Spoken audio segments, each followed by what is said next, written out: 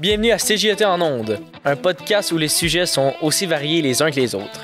Attachez votre ceinture et préparez-vous à un tour de montagne russe à travers le parcours de personnes inspirantes. Colin Boucher et Alexis Bélan, les deux meilleurs animateurs de podcasts de tous les temps qui vous montreront que le CJT, c'est un endroit où on transforme les défis en opportunités.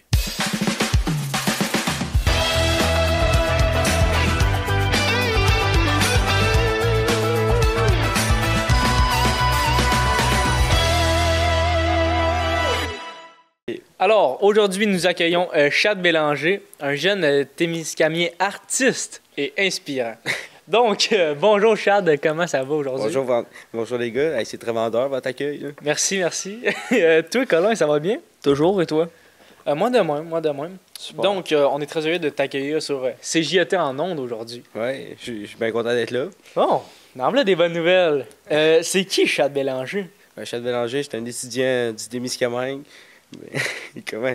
Je sais pas trop comment vous décrire plus que ça, là, mais... Ok, moi t'aider. Qu'est-ce que tu fais dans la vie? Dans la vie, ben, ce que je fais, je suis un sportif qui fait de l'art. En gros, c'est pas mal ça. Là. Je vais au cégep, je vis ma vie d'étudiant, je fais la fête, puis c'est pas mal ça. Tu fais la fête? Non. Tu viens d'où? Je viens du site de Ville-Marie, officiellement. T'es né à Ville-Marie, puis tu restes à Ville-Marie. Ouais.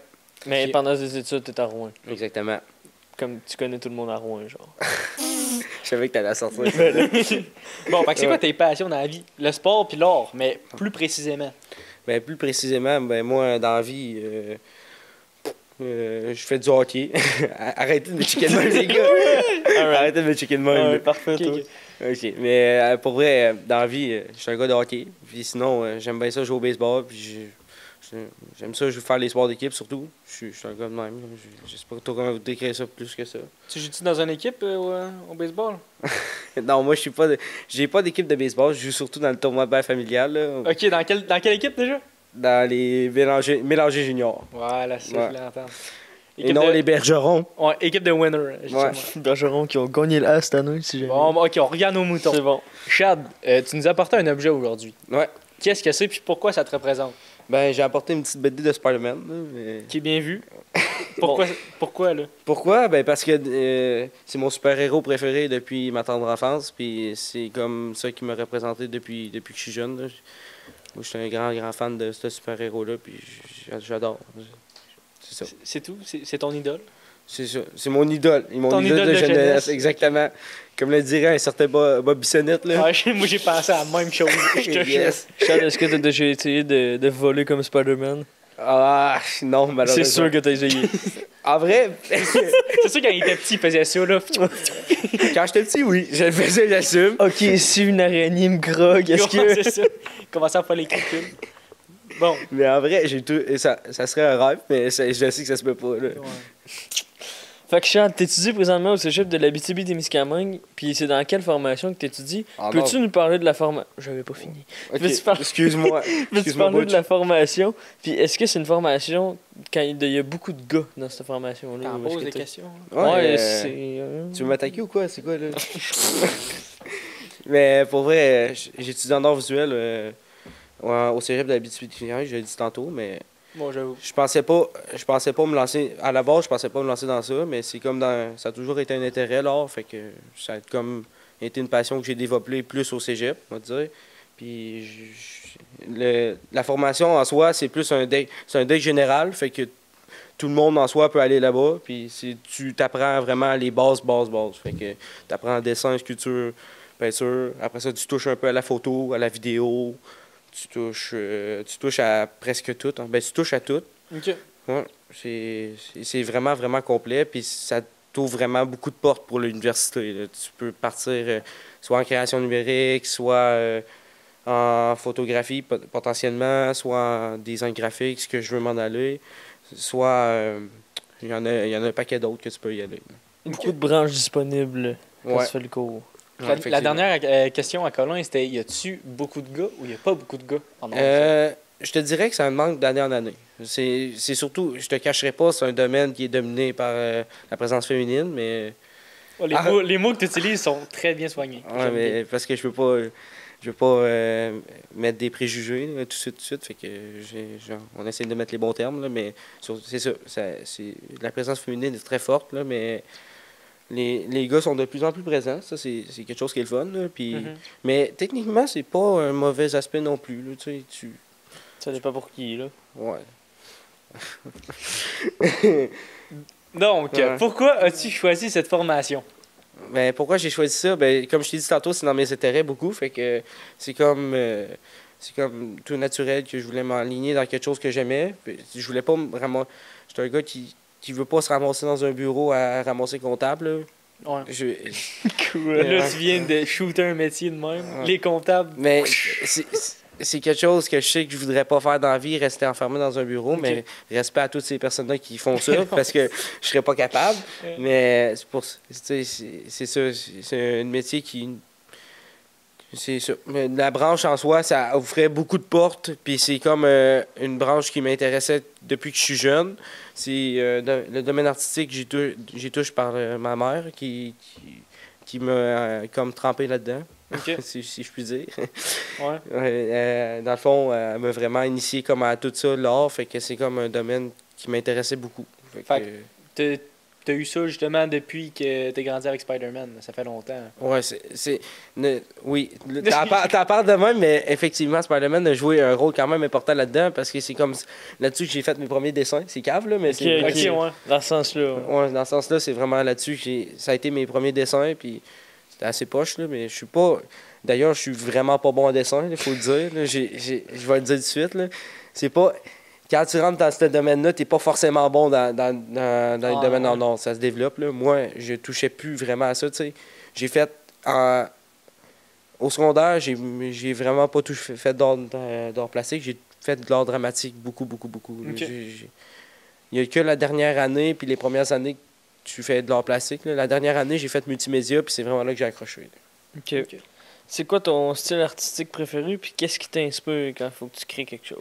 Ben, l'inspiration, je te dirais qu'elle vient de même beaucoup. Là. C'est très cliché dit de même, là, pour vrai, mais une idée, ça sort de même. Là. Dans le claquement de doigts, tu penses à ça, fait que j'ai mon calepin de notes là, sur mon sel, là, je marque ça, des idées qui viennent de même, là, puis je les approfondis dans mon domaine. Là. Fait que, parce que au cégep, faut vraiment tu peux pas avoir juste une idée pour faire une idée. Il faut que tu aies toute une recherche artistique, te demander pourquoi tu fais ça, quelles sont tes intentions, quelle technique tu vas utiliser pour démontrer ça, comment tu vas faire, ainsi de suite. Fait que le monde pense que c'est assez facile de se lancer en art de même, là, mais je peux te dire que c'est pas si facile que ça, parce que c'est sûr que je fais pas autant de procédés, mettons, comme ferait une science nature. Ouais. Le monde, c'est sûr qu'ils sont beaucoup sur des ordinateurs, sont beaucoup en train de faire des rapports de laboratoire. C'est ça que je cherchais, là, des genres de rapports de laboratoire. Mais moi, je fais pas autant ça qu'eux autres, mais j'en fais quand même beaucoup aussi parce que il y a toute une recherche de savoir qu'est-ce que tu vas faire. Puis il faut que tu le dises à la prof avant. Puis après ça, après avoir fait l'œuvre, il faut que tu le dises aussi quels sont tes points positifs, les points négatifs, comment tu penses t'améliorer, comment tu penses... Ouais, il y a une feuille, qu'est-ce qu'il faut que tu remplisses. Oui. À chaque œuvre, il faut que tu fasses ça, puis il faut que tu penses toujours... comme développer plus ton idée. Toujours. On faisait ça avec Dominique à l'école, je sais pas si tu t'en souviens. Oui, c'est vrai. Ouais. Mettons, là, tu parlais beaucoup d'heures, là, mais exemple, un projet moyen, là, donc, que tu fais, toi, ça prend combien d'heures au total? Ben, je te cacherai pas, Colin, que moi, je suis quelqu'un qui passe beaucoup de temps sur ce que je fais parce que pas un cerveau qui marche comme les autres, là. Va pas te cacher. Non, c'est vraiment vrai, là, mais je suis quelqu'un qui passe beaucoup de temps sur mes choses, puis je veux que ça se fasse bien. Fait que c'est pour ça, notamment, que j'ai prolongé d'1 an. Mais un projet moyen, je te dirais, peut-être bien un 30 heures. Tabarouette. OK, puis t'as-tu déjà eu des blocages, non, justement? 30 heures. Attends, j'abuse peut-être. 30 heures. 20. Mettons, je vais baisser à 20 heures. Mettons. OK. Mais quand même, là, 20 heures, faut que tu le prennes. Ouais. C'est quand même long. Ouais, mais mettons, justement, avec allégé, t'as comme moins de cours, mettons, qui sont répartis sur plus longtemps. Fait que c'est ça, c'est ça qui est le fun d'une formation allégée. tes cours sont répartis plus longtemps, fait que tu as plus de temps. Moi, c'est ce que j'aimais. Tu as plus de temps pour faire tes projets, puis ça me laisse le temps d'avoir une vie en dehors, mettons. Fait que j'ai le temps de profiter du temps avec ma famille, avec mes amis, puis c'est ça. OK. Ouais. Puis là, justement, t'as-tu eu des blocages à un moment donné? T'es comme, qu'est-ce que je fais?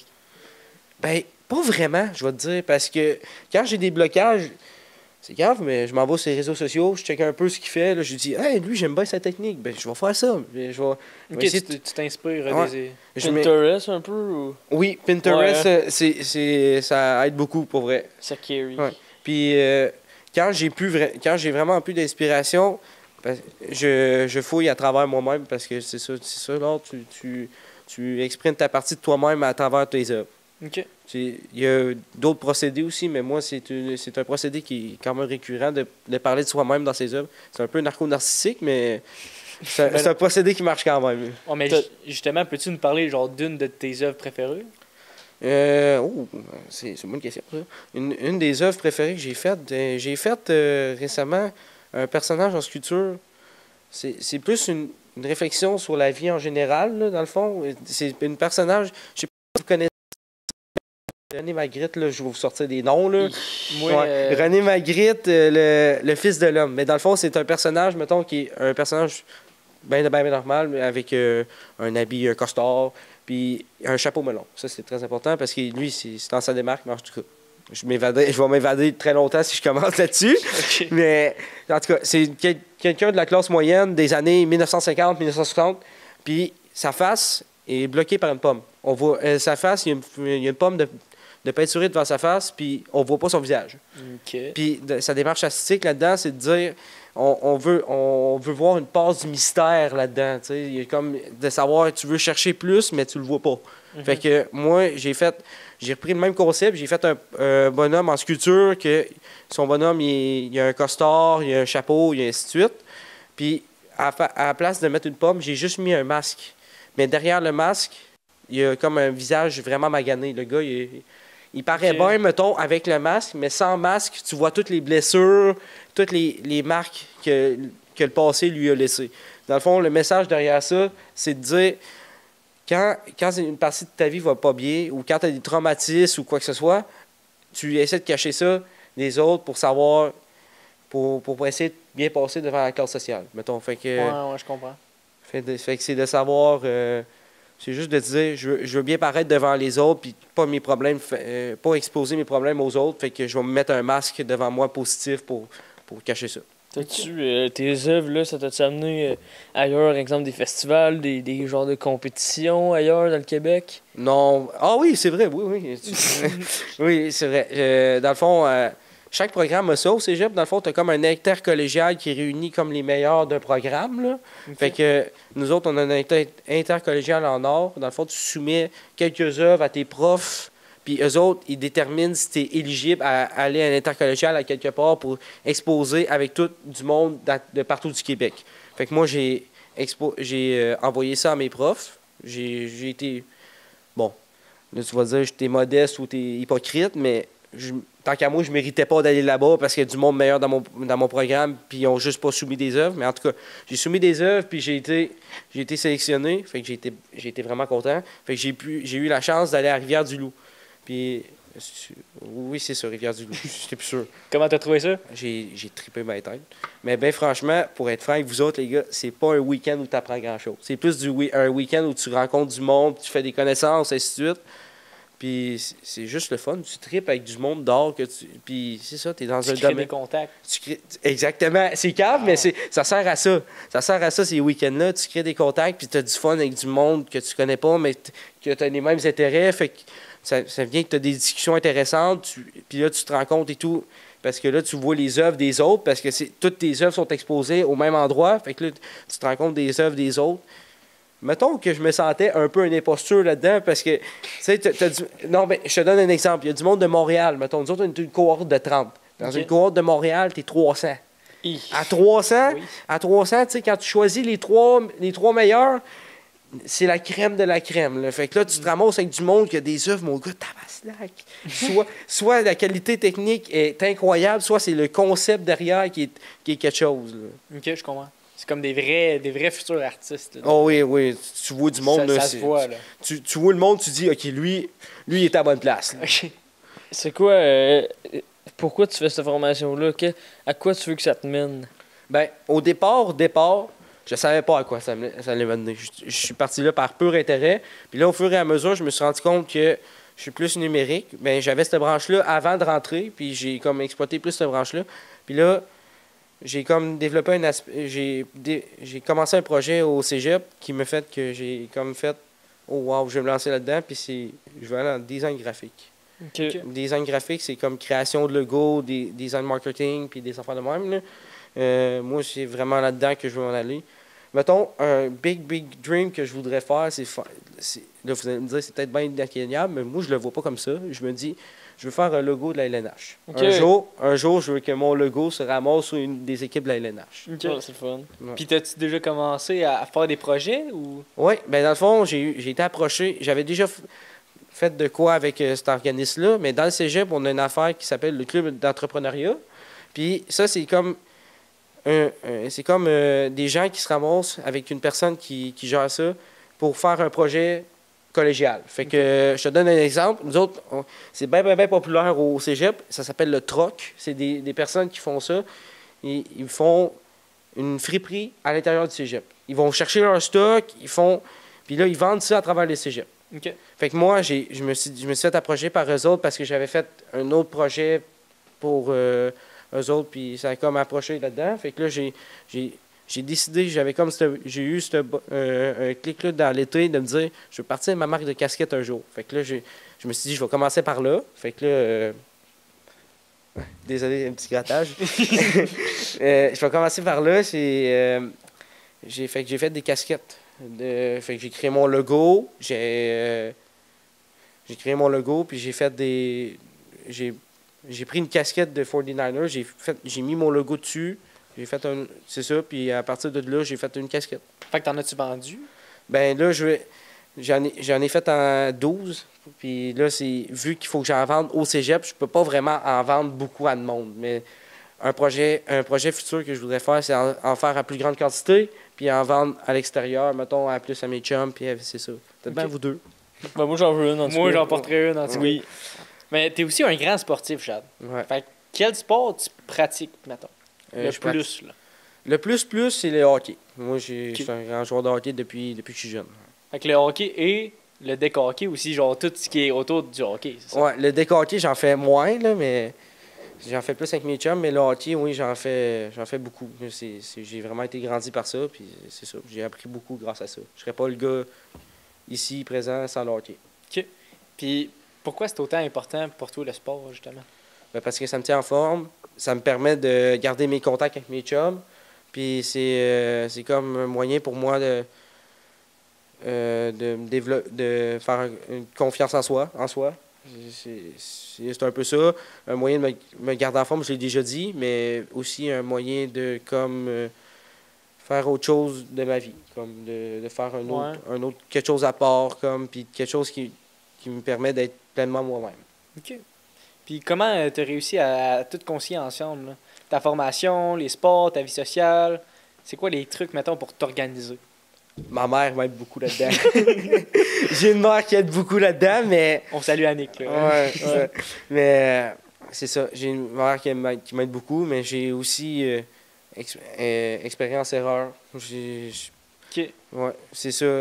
Aussi jeune, j'ai été... ma mère m'a éduqué à bien faire mes horaires, arriver en avance, puis des affaires de même. Fait que ça s'est comme réparti un peu sur mon cégep. Puis je mets mes priorités aussi en avant. Fait que, mettons, c'est pas le cas pour tout le monde, mais pour moi, l'école, c'est un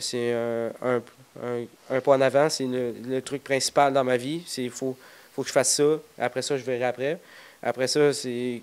Le sport, mettons, c'est en 3e. En 2e, je mettrais peut-être la famille puis les amis. Mettons. OK. Ouais.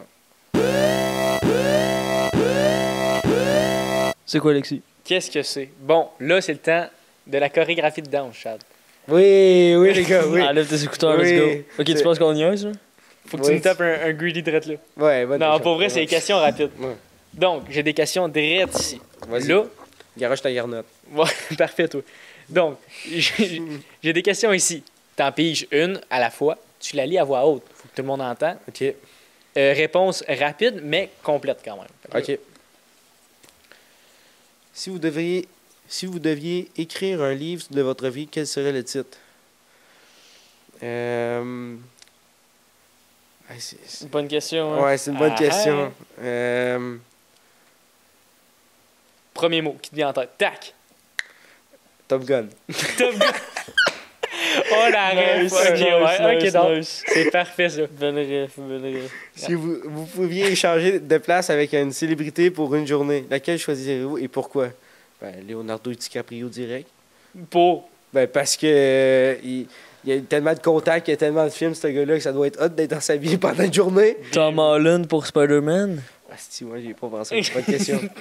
Ouais. Bon. Quelle est la chose la plus étrange que vous ayez jamais mangée et où étiez-vous quand vous l'avez essayé? J'avoue que je suis pas un grand mangeur, là. La chose la plus étrange, une orange. On sait que tu manges beaucoup de trucs Je suis exotiques. je suis très pas bon dans essayer des trucs en bouffe, là. Fait que j'aime pas la pomme, fait que je dirais essayer une pomme à m'amener, là. J'ai pas aimé ça. Alright. Parfait, toi. Pourquoi pas? En terminant, Chad, c'est quoi les conseils que tu donnerais à une personne qui aime les arts, mais qui hésite encore à se lancer dans la formation des arts en général? Ose, puis vois ce que ça donne. Moi, c'est la seule chose que je dirais. Ben, bien vu. Bien joué. Fait Belle que, réponse. Voilà, on conclut là-dessus. Merci, Chad, pour cette belle rencontre. Merci aux gens à la maison de nous écouter et de ne pas manquer nos prochaines rencontres dans le podcast CJT en ondes. Et voilà, c'est déjà terminé. On espère que vous avez apprécié cette virée au CJT. N'oubliez pas que le Carrefour Jeunesse Emploi est là pour vous accompagner à chaque étape de votre parcours. Que tu sois à l'école, chez toi ou en route pour venir t'établir au Témiscamingue. Appelle ou viens nous voir. On se retrouve dans un prochain podcast. À bientôt.